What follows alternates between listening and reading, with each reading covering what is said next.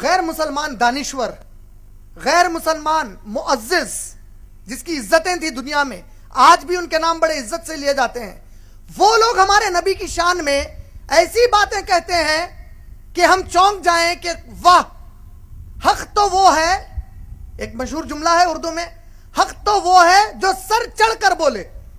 یعنی ہم تو مانتے ہی ہیں ہمارے نبی کی عظمت، جب اغیار نہیں ماننے والے ہمارے نبی کی عظمت بیان کرتے ہیں تو یہ بڑے قابل فخر کی بات ہے اس امت کے لیے. اور یہ اغیار میں کون ہے؟ اس ملک کے سب سے بڑے نیتا گاندھی جی، جسے مہاتما گاندھی کہتے ہیں.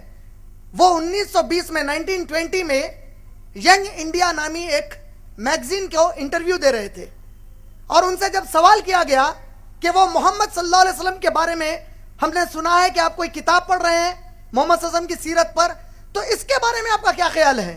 تو انہوں نے جواب میں کہا I wanted to know the best of the men today who had swayed the hearts of millions of mankind.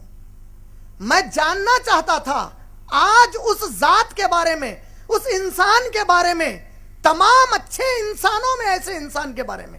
کیا کہتے ہیں گاندھی جی؟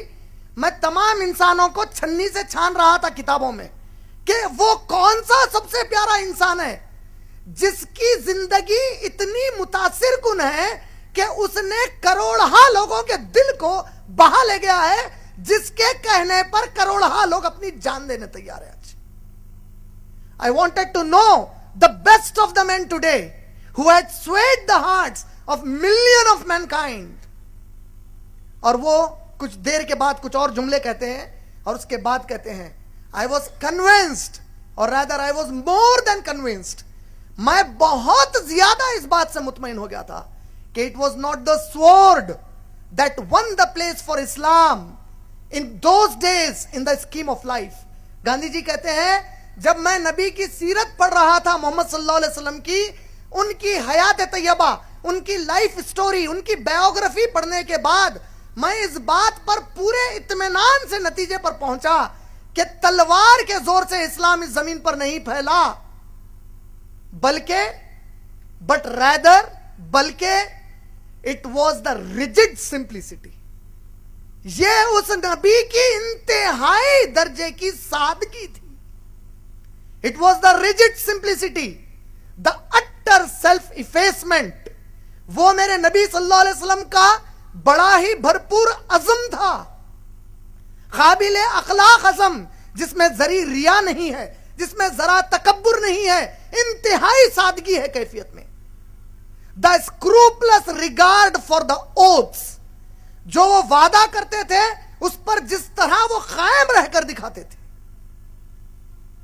His fearlessness, ان کی جو بہادری، کوئی چیز سے وہ خوف نہیں کھاتے تھے.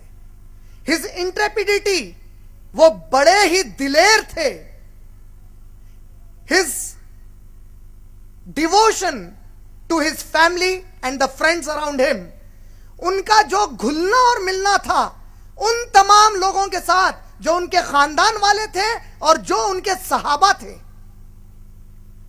His trust in the God, ان کا جو اللہ پر توکل تھا، and the trust in his mission, اور ان کا جو اپنے مقصد میں یقین تھا.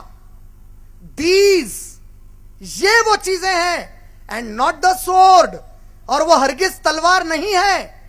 دیٹ واز بیفور، جو سامنے تھی ان لوگوں کے جو لوگ محمد صلی اللہ علیہ وسلم کو مانتے تھے.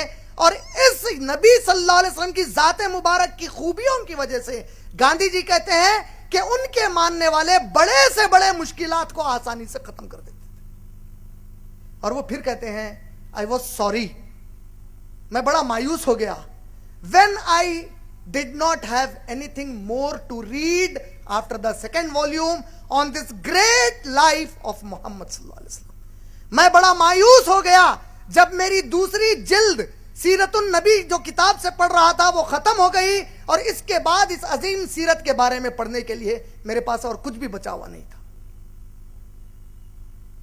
میں کہتا ہوں اگر گاندھی جی مہاتما گاندھی ہیں تو ان کو لوگ ہندوستان کے مہاتما اس لیے کہتے ہیں کیونکہ ان پر یہ ایمان اور یقین رکھ دیے ہیں کہ گاندھی جی جھوٹ نہیں بول سکتے. ایمان کا مطلب مذہبی ایمان نہیں, ایک عقیدہ ہے, ایک یقین ہے گاندھی جی پر کہ وہ جھوٹ نہیں بولتے تھے, وہ سچ بولنے والے تھے, وہ ایک ڈسپلنڈ آدمی تھے, ان کے اندر وہ تمام خوبیاں تھی جو ایک اچھے آدمی میں ہونے چاہیے تھیں.